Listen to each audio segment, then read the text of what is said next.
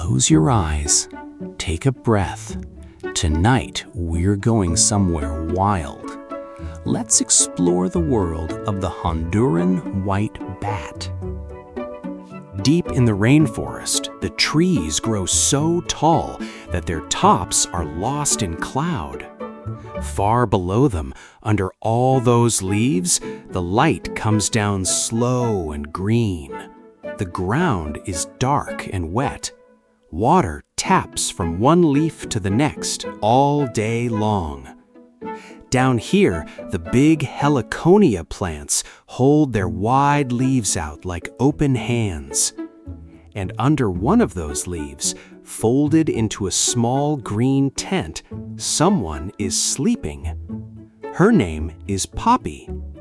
Poppy is white as a cloud. Her ears and her nose and her lips are the color of a ripe mango, and her wings are black. She weighs the same as one grape. If that grape rolled off a table, it would land with more of a thump than she would. Poppy opens one eye. 4 others hang beside her, packed into the same leaf like 5 peas in one pod, shoulder against shoulder, because 5 small warm bodies keep the cold out better than one. The one nearest her twitches a foot in his sleep and settles again. The one behind her turns over very slowly, the way you turn over in bed without waking up, and presses his back against her back. The 2 at the far end have their ears folded flat and have not moved since the sun came up. Poppy listens. A beetle crosses the leaves on the ground far below. A drop of water runs off the end of the roof and lands. Somewhere out in the trees, a bird tries one note and stops. Nothing to worry about, not one thing. She closes her eye again. Above her, the long spine of the leaf runs the whole length of her roof. Both sides slope down from it. The light coming through is green. The green roof held. Poppy was home. Do you know where that roof came from? Poppy made it. Not found it, made it with her teeth. Here is how she does it. She picks a heliconia leaf, big and green and growing low enough to reach. The leaf is a whole meter long, about 3 feet, and down the middle of it runs one thick spine. Out from that spine, little veins branch left and right, and those veins are what hold the leaf out flat and stiff. Poppy bites one, then the next, then the next. She never bites the spine. Bite the spine, and the whole leaf comes down. So she takes the little ones, one at a time, morning after morning, for weeks and weeks. And then one morning, the leaf stops holding itself flat. Both sides sag down from the spine, slow and even, until they hang like the 2 walls of a tent. A house out of one leaf, still growing, still alive. Listen, here's the best part. When the morning sun comes down onto the top of that leaf, the light pushes through it, and a green leaf only lets green light through. So the green comes down over Poppy. It falls on her white fur, and her white goes quiet. It falls on her mango face, and her bright goes soft. A monkey in the branches looks down and sees a leaf.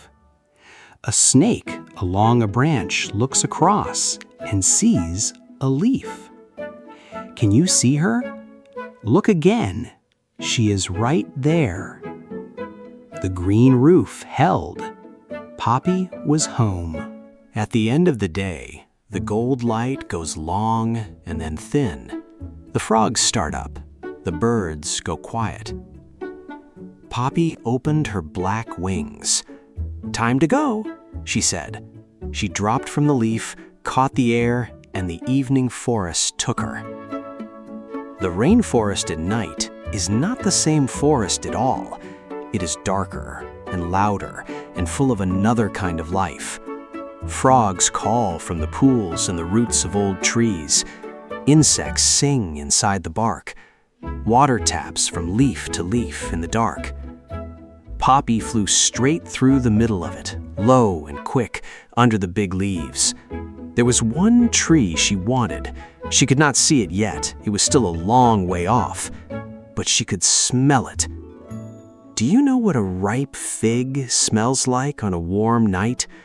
Thick and sweet, a little bit like honey left out in the sun. That smell came drifting through the dark to meet her, and Poppy turned and followed it. Left, around a trunk so wide it was more like a wall than a tree. Under a low branch, close enough to touch. Then the smell went thin. So she stopped. She hung from a twig, upside down in the dark, and she waited. She had gone too far to the left. She turned back just a little, and there it was again, stronger than before. Closer now. The forest changed around her as she came in. More insects, a frog underneath her, going and going and going. And then the tree. A fig tree, dark and thick with leaves, and all along its thin outer twigs, little red figs sitting in pairs, each one no bigger than a pea. More of them than she could ever finish. She landed. She took a bite. "Oh," she said, "sweet." She ate slowly, turning the fig in her feet, in no hurry at all. Inside that fig were seeds, and inside one of those seeds, a whole new tree was waiting. She would carry it away in her belly and drop it far from here, and one day, a tree would grow in a place she never meant to plant one. She has no idea she is building a forest, but she is. When the first gray came above the treetops, Poppy turned for home. She flew low under the broad leaves, between the dark trunks, along a path she had flown 100 times. She landed on the route she always landed on. She folded her wings. She looked for the shape of her leaf. The shape was not there. Where the heliconia had stood, there was bare, wet ground, and sunlight coming all the way down to the soil into a place it had never reached before. Poppy stood very still in the open light. "It was here," she said. Have you ever come back to something and found it gone? She knew everything there was to know about making a house, which veins to bite, how long to wait, how a leaf answers when both sides let go. She knew all of it. There was just nothing here to build with. And the light kept growing stronger, and she was very white out in the open. So Poppy walked. Bats can walk in a folded, careful sort of way, and that is what she did, over the wet leaves on the ground from one plant to the next. She reached the first heliconia and looked up. "Too small," she said. The next one had a spine already cracked and bent, and a roof needs a straight spine. She went past it. The next was young, still curled tight at the edges, not ready. She kept going. The light kept coming. And then she stopped. Above her stood a leaf, wide and green and whole. A good spine ran down the middle of it. The little veins fanned out strong on both sides. "You," said Poppy, "you will do." She climbed the stem. She found the nearest vein. She bit, and the leaf answered the way leaves always had. She cut what she could reach before the sun climbed too high. Not every vein, enough. One side of the leaf sagged down from the spine, then the other, slowly, finding its way. It was not finished. There were more mornings in it yet. But a small green shadow fell underneath, and it was hers. Poppy swung up under the new leaf, hooked her feet, and hung. "Here," she called, "over here." One of the others came first, landing on the stem beside her with a small rustle. "You found one," he said, and folded in close. Then another, then 2 more together. 5, the way it was meant to be. They pressed shoulder against shoulder. The tent swayed once in a breath of forest air and went still. The morning light came down through the new green. It fell on Poppy's white fur, and her white went quiet again. It fell on her mango face, and her bright went soft. The green roof held. Poppy was home. Outside, a frog called once from the roots below. A drop of water rolled down the new leaf and fell.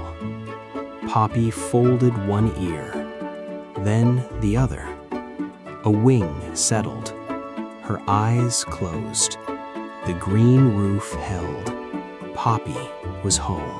The Honduran white bat is still out there right now in the rainforests of Central America, doing exactly what it was born to do. If you had just one leaf and nothing else at all, what kind of house would you make? Sleep well, Fenekie. The wild world will be here when you wake up. Good night.